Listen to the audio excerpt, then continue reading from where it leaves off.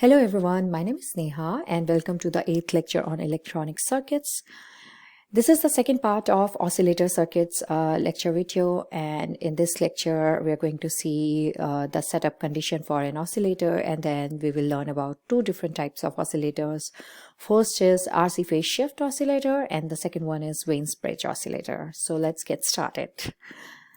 In the last lecture, we learned about this circuit, which you see here on the left side. This is your amplifier. This is your feedback network, where A is the gain from the amplifier, beta is the gain from the feedback network, right? And we learned that based on Bergkrosian criterion, which says A beta must be equals to 1, in that condition only we can get the sustained oscillations, right? But it is difficult to get AB is equals to 1 when you start the oscillator. So what we do, if we have to set up an oscillator, we start the oscillator by making A beta is greater than 1. And once the signal it reaches a certain value, at that time this loop gain, which is A beta, it is made equal to 1. Okay, and when it is A beta is equals to 1, then we are going to get the sustained oscillations, and that's what we desire from the oscillator circuit. So this is a very important setup condition. Make A beta greater than 1, and then when the voltage is a certain voltage is reached, then make A beta is equals to 1, which is unity gain. Okay, and this is your Bergkrosian criterion. So this was the setup condition information. Now let's see RC phase shift oscillator. So here on the screen you see this RC oscillator, and these are the RC networks, and this is some circuit here. So this RC circuit, you see here, it is basically behaving as a feedback circuit, and it provides a feedback path to this main circuit. So this is your amplifier circuit. This portion which you see here is your amplifier circuit. I can use a pen. Okay, so this portion is your amplifier circuit, and this portion which you see here, this is your feedback circuit. All right. And the feedback circuit is made up of RC, and that's why it is called RC phase shift oscillator. And this RC phase shift oscillator can be used in the low frequency generation, typically in the range of audio frequencies, which is in kilohertz, and they generate a stable sine wave. And these RC phase shift oscillator you see here, you can use any circuit. So for example, here we have the inverter. Instead of inverter, you can use a transistor maybe to provide the amplification, or any FET amplifier circuit you can use to provide the amplified output voltage, which can be sent to the feedback circuit. Okay, but in this particular example we are using op-amp. Op-amp is our operational amplifier circuit. And this particular op-amp provides 180-degree phase shift.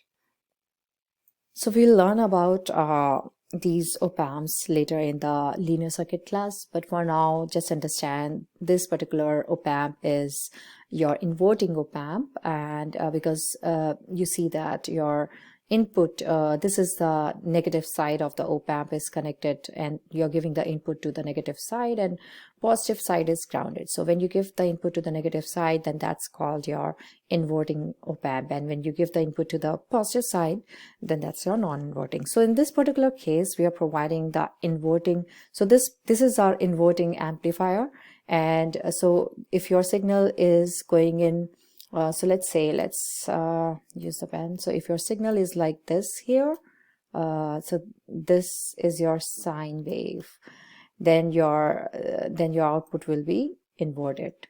Okay, it will have 180-degree phase shift. Okay, so this feedback which is connected here, we have to make sure that this also provides a 180-degree phase shift, because when they have equal phase shift, then only the proper oscillation works, right? So what can we do to provide 180-degree phase shift. By RC circuit, we know that it does provide some phase shift. And what is that phase shift? So if you use a single RC, so let's see here, if you use a single RC circuit, then it provides a phase shift between 0 degree to 90 degrees. So in between 0 to 90 degree, it provides the phase shift. Which means if you use one RC network for the oscillator, then that will just provide a 90-degree phase shift at the maximum, which is like really impossible to achieve a 90-degree, and usually you get less than 90-degree. So in short, you would be getting only 90-degree phase shift if you have just RC network, one single RC network. So what we need to do, we need to add more RC network in order to have 180-degree phase shift. So you might be thinking, what if why can't we add just 2 RC network? Why do we see here 3 RC network? So if you use the 2 RC network, then theoretically it creates a 180-degree phase shift, but practically it's sometimes hard to achieve that. Okay, so that's why we have 3 RC phase shift network here, and we set the frequency in such a way that each of them they provide 60-degree phase shift. That means in total we are going to get 180-degree phase shift. So this provides a 180-degree phase shift, and then from here the information is basically sent to the input signal of this amplifier. Okay, so let's quickly read here. Using an inverting amplifier, additional 180-degree phase shift is provided by an RC phase shift network. So this is what we learned here. Now let's see some equations.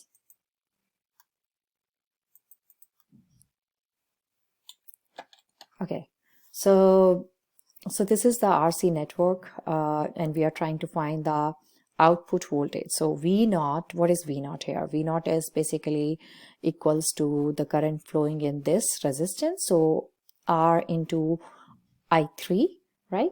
So here this is this is basically the matrix form equation, the Cavell equation in a matrix form. And then if you solve this, then you will get I3. You don't have to get into the math of how we found this. Just at the end, understand that the I3 current, this current is equal to this value. Okay, so in this we have some imaginary terms here. J, you see here, these are the imaginary terms, and some real terms are there in this. Now let's see next. So output voltage V0 is equals to I3R is what we have here.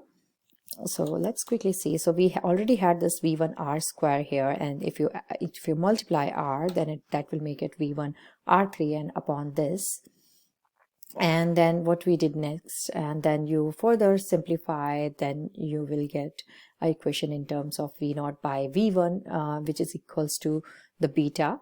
And if you put the values in this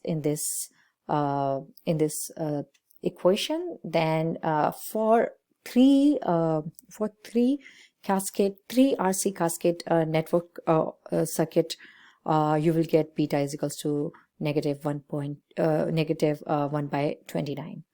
And now if you see here, for 180-degree phase shift, the imaginary part is equals to 0. So this is the imaginary part you see here. When you make it equal to 0, then you can see this is xc cube and xc. You can take xc common, and that will be goes to 0, so it's rejected. So you will get xc square minus 6r square. So that's what you get here. So this has been shown here, and xc is equals to 1 by omega c. So xc square is equals to 1 by omega square c square. So if you put that value, then you get omega square is equals to 1 by this value, and then finally the end product will be this, omega is equals to 1 by under root 6 RC. So this is for 3 RC network, and the beta in this case is negative 1 by 29, where negative sign means that the phase inversion from the voltage.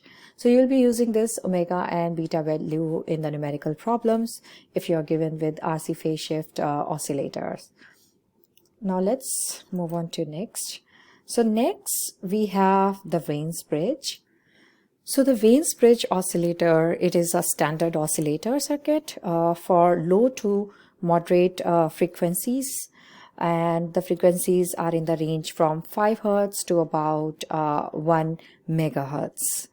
And it is almost always used in commercial audio generators and is usually preferred for other low frequencies application.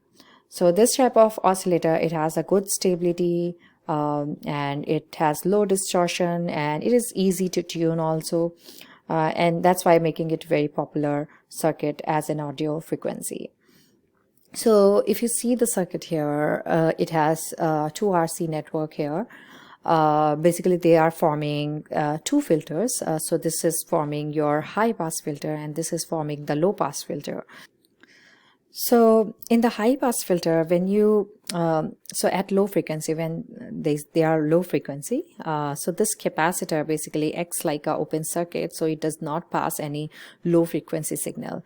But when there's a high frequency signal coming, then it behaves like a short circuit and all the high frequency signal it passes through. Whereas in this low pass filter at lower frequency, when there is a lower frequency, then what happens, this capacitor acts like an open circuit, because when it acts like open circuit, then all the high voltage signal appears through the R2. Okay, and when there are high frequency signal, then what will happen, this act like a short circuit, and then all the high pass frequency goes to the ground. So this is your ground, goes to the ground. So these are the two types of filters we use, high pass filter, and then this is the low pass filter. I'll mention it here. So this is your high pass filter, and this is your low pass filter. All right. Okay. So this is the derivation to find the beta and output voltage. XC1 is basically the reactance in this capacitor, which is equals to 1 by omega C1, and XC2 is the reactance in the capacitor 2, which is equal to 1 by omega C2, and the total, so this impedance, which is Z1, equals to R1 minus JXC1. We have minus sign because we have a capacitor here, so we use negative. If we had an inductor, then we use positive sign here. And then Z2, so these two are in parallels, that's why we get this term over here, and when you solve it, you get this. And then beta is basically equals to V naught by VI, so the ratio of output voltage and input voltage. So output voltage, what do you see here? You see the Z2 impedance, and then you at the input you see the combination of this Z1 and Z2. So if you apply the KVL loop here, then you will see these two impedances, whereas in output you just see Z2. Okay, and then so if you solve this, you will get this beta value. So there is a whole KVL equation is involved. The current is also there. Then that will cancel out, and then you will get this whole term in terms of real and imaginary part, and that's your beta in case of Wayne's bridge. So beta is here, and then you can again put the this imaginary part equal to 0 based on Barkhausian criterion. And then if you do that, then you will get R1 R2 is equals to this value, where omega is equals to 1 by under root R1 R2 C1 C2. So actually this is the main equation which you have to remember. So this is the main equation of for your numerical problems, and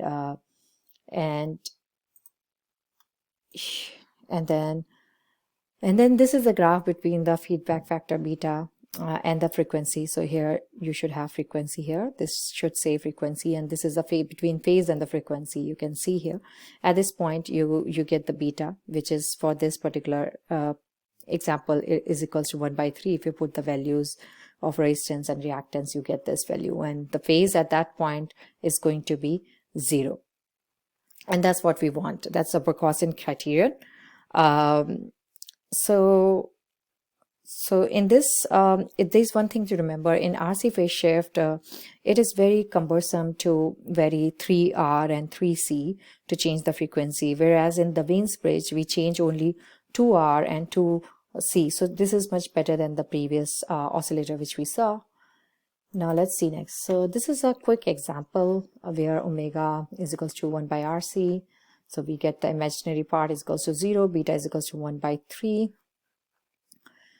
So for this particular circuit, if we apply the Barkhausian criterion, A beta is equals to 1, we know that A beta is equals to 1, where AV is equals to 3.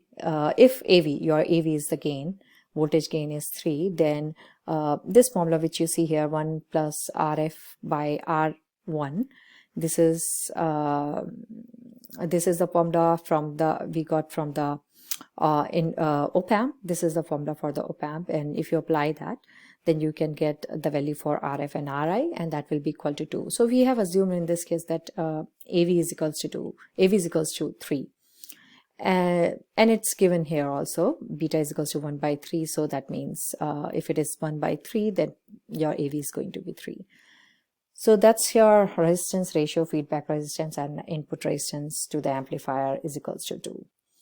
So you use these formulas to find whatever is being asked in numerical problems. So these were the two types of oscillators we covered today, and we'll be covering more oscillators in the next coming lecture. So this is all for today. Thank you so much for watching.